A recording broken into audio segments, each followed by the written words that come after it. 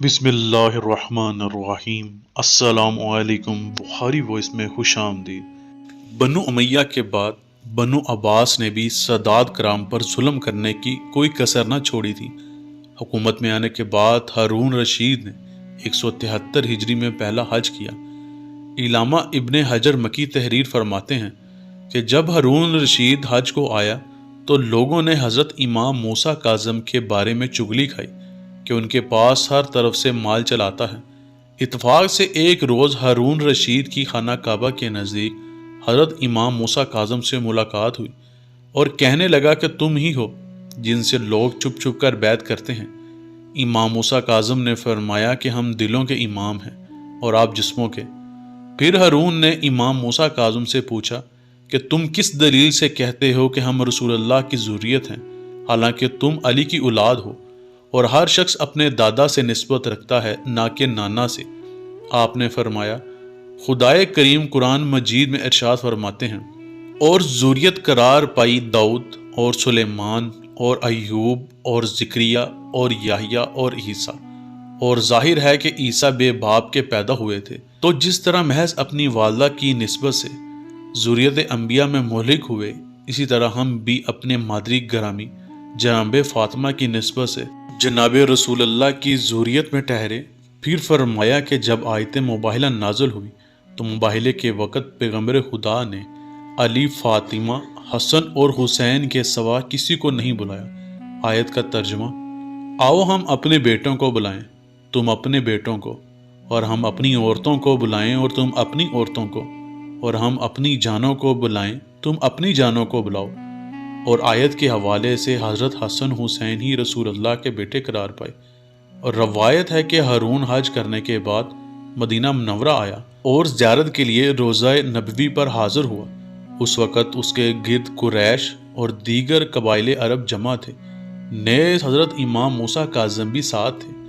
ہارون رشید نے حاضرین پر اپنا فخر ظاہر کرنے کے لیے قبر مبارک کی طرف مخاطب ہو کر کہا: سلام ہو آپ پر اے رسول اللہ، اے میرے چچا زاد بھائی۔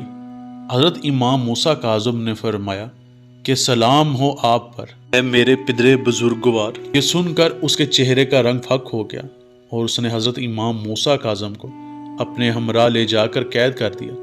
جس زمانے میں آپ ہارون رشید کے قید خانہ میں تھے، ہارون نے آپ کا امتحان کرنے کے لیے ایک نہایت حسین و جمیل لڑکی آپ کی خدمت کرنے کے لیے قید خانہ میں بھیجی۔ حضرت نے جب اسے دیکھا تو لانے والے سے فرمایا کہ ہارون سے جا کر کہہ دینا کہ انہوں نے ہدیہ واپس کر دیا، اور کہا کہ تو ہی اس سے خوشی حاصل کر۔ اس نے ہارون سے واقعہ بیان کیا۔ ہارون نے کہا اسے لے جا کر وہیں چھوڑ آؤ، اور ابن جعفر سے کہو کہ نہ تمہاری مرضی سے تمہیں قید کیا اور نہ تمہاری مرضی سے تمہارے پاس یہ لونڈی بھیجی ہے۔ میں جو حکم دوں تمہیں وہ کرنا ہوگا۔ الغرض وہ لونڈی حضرت کے پاس چھوڑ دی گئی۔ چند دنوں کے بعد ہارون نے ایک شخص کو حکم دیا کہ جا کر پتہ لگائے کہ اس لونڈی کا کیا رہا۔ اس نے جو قید خانے میں جا کر دیکھا تو وہ حیران رہ گیا اور بھاگا ہوا ہارون کے پاس آ کر کہنے لگا کہ وہ لونڈی تو زمین پر سجدہ میں پڑی ہوئی سبوہن قدوس کہہ رہی ہے، اور اس کا عجیب حال ہے۔ ہارون نے حکم دیا کہ اسے اس کے سامنے پیش کیا جائے۔ جب آئی تو بالکل محبوس تھی۔ ہارون نے پوچھا کہ بات کیا ہے؟ اس نے کہا کہ جب حضرت کے پاس پہنچی تو میں نے ان سے کہا کہ میں آپ کی خدمت میں حاضر ہوئی ہوں۔ تو آپ نے ایک طرف اشارہ کر کے فرمایا کہ یہ لوگ جبکہ میرے پاس موجود ہیں تو مجھے تیری کیا ضرورت ہے؟ میں نے جب اس سمت کو نظر کی تو دیکھا کہ جنت آراستہ ہے اور حور و غلمان موجود ہیں۔ ان کا حسن و جمال دیکھ کر میں سجدہ میں گر پڑی اور عبادت کرنے میں مجبور ہو گئی۔ اے بادشاہ، میں نے وہ چیزیں پہلے کبھی نہیں دیکھی جو قید خانے میں میری نظر سے گزری۔ بادشاہ نے کہا کہ کہیں تو نے سونے کی حالت میں خواب نہ دیکھا ہو؟ اس نے کہا اے بادشاہ، ایسا نہیں، میں نے عالم بیداری میں خود اپنی آنکھوں سے یہ دیکھا ہے۔ یہ سن کر بادشاہ نے اس عورت کو کسی محفوظ مقام پر پہنچا دیا اور اس کے لیے حکم دیا کہ اس کی نگرانی کی جائے تاکہ یہ کسی سے واقعہ بیان نہ کر پائے۔ راوی کا بیان ہے کہ اس واقعے کے بعد وہ تاحیات مشغول عبادت رہی، اور جب کوئی اس کی نماز وغیرہ کے بارے میں کچھ کہتا تو یہ جواب دیتی کہ میں نے عبد صالح امام موسیٰ کاظم کو اس طرح کرتے دیکھا۔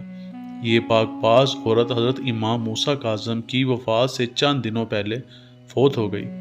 اللہ مجھے اور آپ کو آسانیاں دے اور آسانیاں تقسیم کرنے کی توفیق عطا فرمائے، آمین۔